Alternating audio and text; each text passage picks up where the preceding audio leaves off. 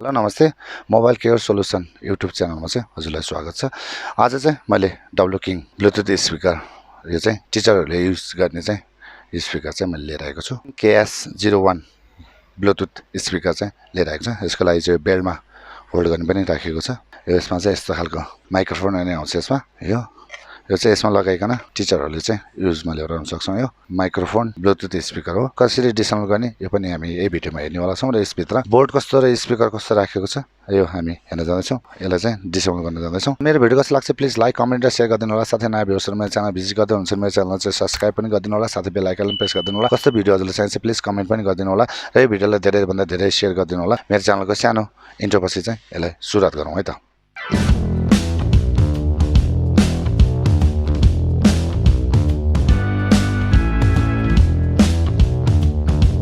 यो W king यो सानो पोर्टेबल टाइपमा चाहिँ यो हामीले चाहिँ बेल्टमा होल्ड गरिकन भोइस एम्प्लिफायरको रूपमा चाहिँ हामीले युजमा लिएर आउन सक्छौँ। पहिला सूर्यलाई रिमुभ गरौँ, यो खोलौँ, डिसेबल गरौँ। र यहाँ चाहिँ यो सिल लगाएको छ। यो तर यसलाई हामी खोलेर हेरौँ। म्याक्सिमम डब्लु किङमा चाहिँ स्टारमा छ भने यसमा चाहिँ प्लसमा राखेको छ। प्लस स्क्रु ड्राइभरले चाहिँ रिमुभ गरौँ। यो स्क्रु चाहिँ प्लसमा छ।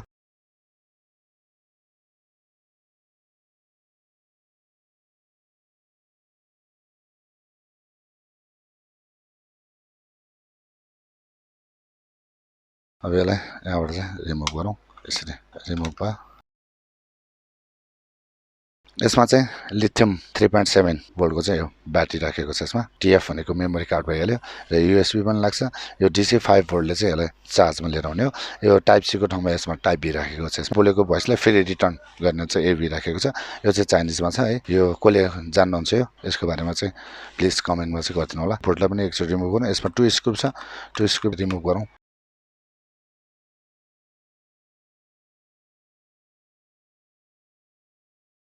यसलाई रिमुभ गरौँ।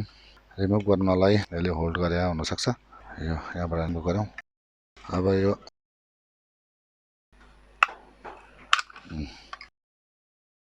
यसको पिसिबी बोर्ड चाहिँ यस्तो रहेको छ र यो भोल्युम कन्ट्रोल भइहाल्यो। यो स्पिकर कनेक्टर र यो ब्याट्रीको लागि भइहाल्यो। यो टाइप बीको चार्जिङ पोर्ट भइहाल्यो। यो युएसबी यो मेमोरी कार्डको लागि होल्डर भइहाल्यो। रबर भइहाल्यो।